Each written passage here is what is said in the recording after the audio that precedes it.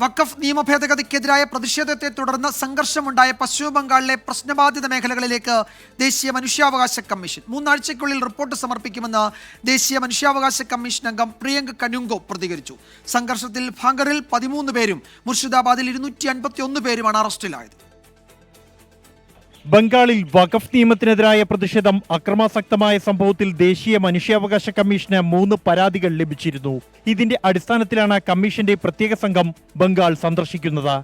കലാപത്തിൽ കൊല്ലപ്പെട്ടവരുടെ കുടുംബങ്ങളിൽ നിന്നും പരിക്കേറ്റ് ചികിത്സയിൽ കഴിയുന്നവരിൽ നിന്നും കമ്മീഷൻ മൊഴിയെടുക്കും. 3 ആഴ്ചയ്ക്കുള്ളിൽ റിപ്പോർട്ട് സമർപ്പിക്കുമെന്ന് ദേശീയ മനുഷ്യാവകാശ കമ്മീഷൻ അംഗം പ്രിയങ്ക് കനുങ്കോ.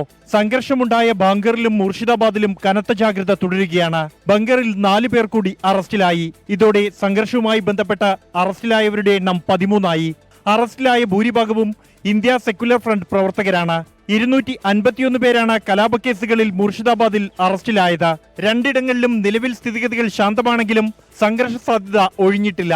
പോലീസും കേന്ദ്രസേനയും പട്രോളിംഗ് തുടരുകയാണ്. 24 ഡൽഹി.